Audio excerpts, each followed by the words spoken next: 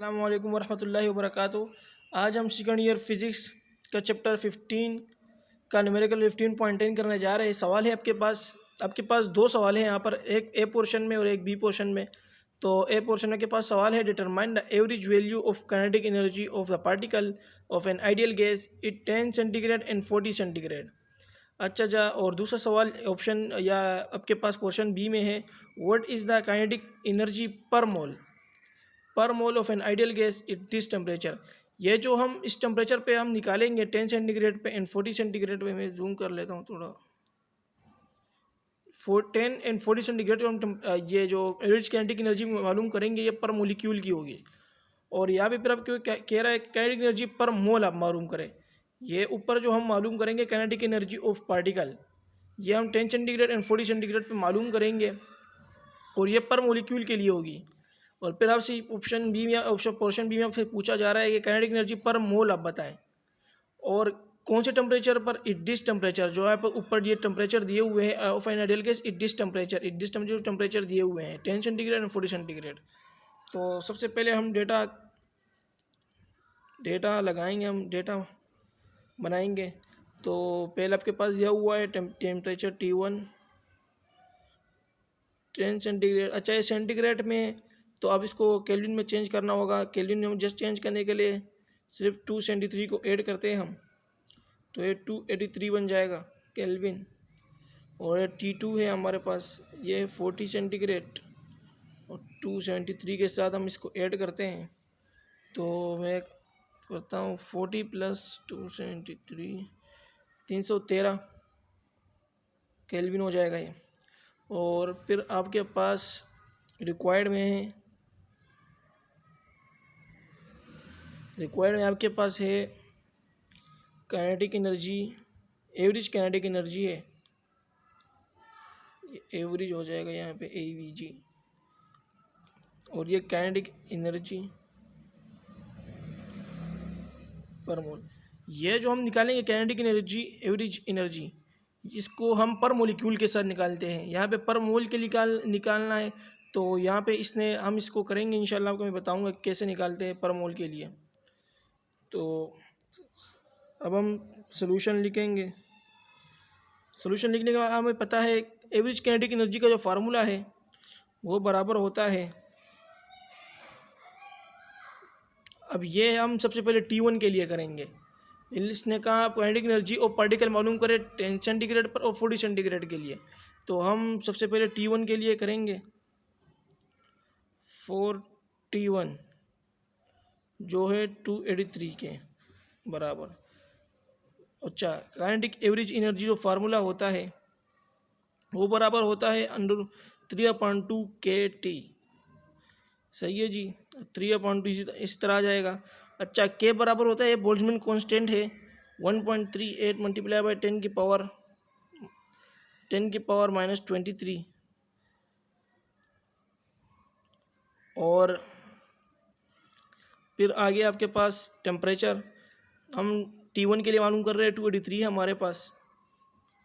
तो जब हम ये करेंगे, ये मैं दोबारा का देख लेता हूँ एक बार, बोल्ट्जमैन कांस्टेंट 23 के बराबर ही होता है। मैं एक बार और देख लेता हूँ। ठीक है जी, -23 के बराबर होता है।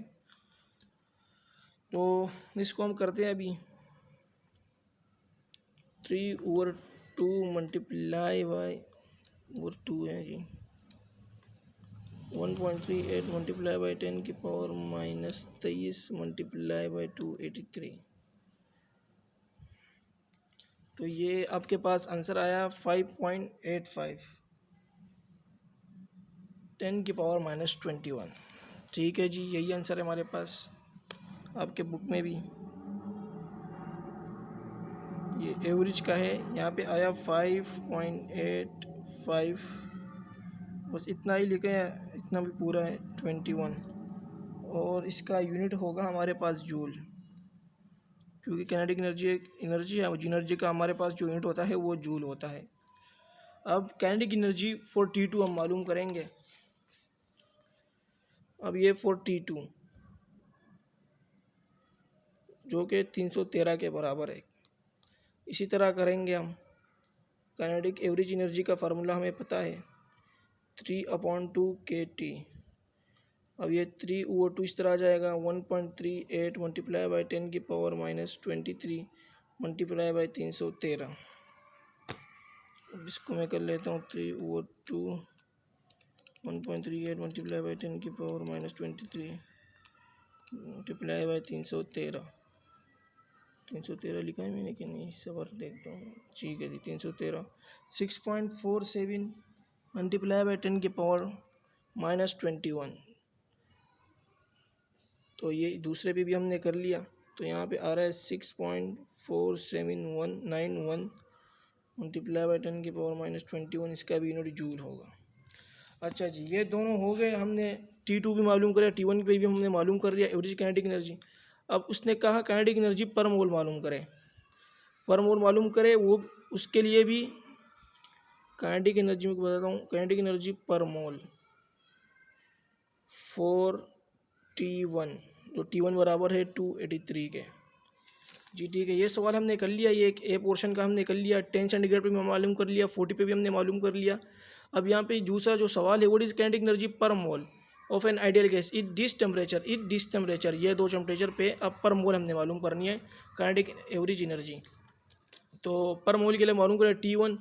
तब जब आप पर मोल के लिए मालूम करते हैं तो आप इसको समझिए, हमारे पास इसका फार्मूला होता है काइनेटिक एनर्जी पर मोल। आप लिखेंगे, इसका फार्मूला होता है आपके पास जो काइनेटिक एवरेज एनर्जी जो आपके पास आई है ना, हम T1 के लिए कर रहे हैं, सही है। T1 283 है हमारे पास। अच्छा, 283 पे काइनेटिक एनर्जी एवरेज जो एनर्जी हमारे पास है, काइनेटिक एवरेज एनर्जी हमारे पास आई है, वो क्या है T1 पर। हमने जो काइनेटिक एनर्जी पर मोलिक्यूल जो हमने मालूम की है, काइनेटिक एवरेज एनर्जी पर मोलिक्यूल,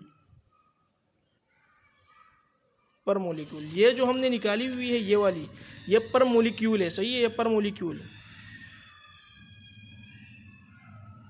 ये यहाँ पे जो हम के इस्तेमाल करते हैं बोल्ट्जमैन कांस्टेंट, ये पर मोलिक्यूल जब हम इसको इस्तेमाल करते हैं तो हम पर मोलिक्यूल की निकाल रहे होते हैं। तो ये जो काइनेटिक एनर्जी एवरेज एनर्जी जो हमारे पास आई है, ये पर मोलिक्यूल के लिए हमारे पास आई है। तो अब उन लोगों ने कहा इस टेम्परेचर पे पर मोल आप मालूम करो, इस टेम्परेचर पर मोल मालूम करो। तो हमने कुछ भी नहीं करना, हमने जो काइनेटिक एनर्जी पर मोलिक्यूल की आई है उसको Na के साथ मल्टीप्लाई करते हैं। Na मतलब एवोगाड्रो नंबर। तो अब इसको काइनेटिक एनर्जी पर मोलिक्यूल की जो हमारे पास आई है वो 5.85 मल्टीप्लाई 10⁻⁻21 है, सही है जी। 21 5.85 multiply by 10⁻⁻21 multiply by 6.02 multiply by 10⁻23। अब इसके से मल्टीप्लाई करेंगे तो हमारा आंसर आ जाएगा आराम से। ये 5.85 multiply by 10⁻⁻21 multiply by 6.02 multiply by 10⁻23।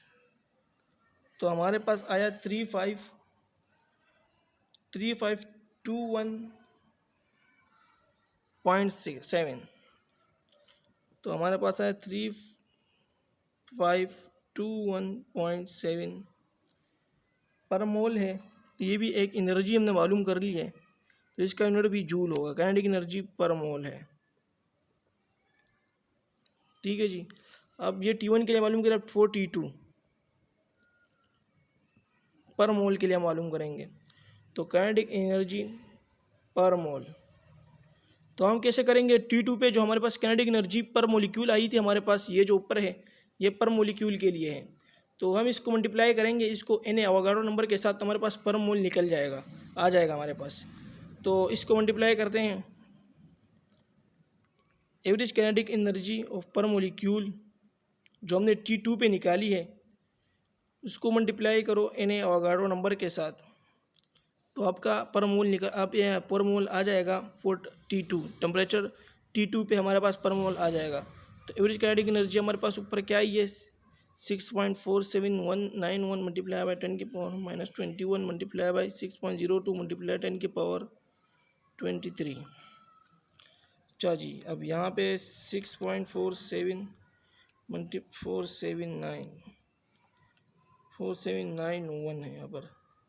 Multiply by 10 की पावर -21 मल्टीप्लाई 6.02 मल्टीप्लाई बाई 10 की पावर 23। तो ये यहाँ पे आया 3900.4182 जूल। तो ये वैल्यू थोड़ी आगे हो सकती है, कोई मसला नहीं इसमें, यहाँ पे वैल्यू थोड़ी आगे पीछे हो सकती है, इस पर आपने कोई टेंशन नहीं लेनी। तो इसमें आपके पास आंसर आया ये पर मोल और ये भी पर मोल, ये 2 पर मोल हमने निकाल लिए। तो मैंने आपको सॉरी ये तो यही है ना, ये वाला है, मैंने आपको निकालना सिखाया। पर मोल हम कैसे मालूम करेंगे? एवरेज काइनेटिक एनर्जी ऑफ पर मोलिक्यूल को हम अवोगाड्रो नंबर के साथ मल्टीप्लाई करते हैं तो हमारे पास काइनेटिक एनर्जी पर मोल की आ जाती है। और पर मोलिक्यूल का हमने यहाँ पे फार्मूला सीधा सा है 3.2 kT को हम जब करेंगे तो काइनेटिक एनर्जी ये जो आई है पर मोलिक्यूल के लिए है। अब पर मोल के लिए हमने मालूम कैसे की? काइनेटिक एनर्जी जो पर मोलिक्यूल आई थी उसको अवोगाड्रो नंबर के साथ मल्टीप्लाई किया। ये देखो, ये फार्मूला आप याद करें हमेशा, ये वाला एवरेज काइनेटिक पर मोलिक्यूल, एक एवरेज काइनेटिक एनर्जी ऑफ पर मोलिक्यूल को हम अवोगाड्रो नंबर के साथ मल्टीप्लाई करेंगे जब भी, तो पर मोल हमारे पास आ जाएगा, काइनेटिक एनर्जी ऑफ पर मोल एक पार्टिकल के हमारे पास आ जाएगी। तो ये सवाल था हमारे पास, हमने किया, तो इसका ही आंसर है आपके पास बुक में भी। शुक्रिया।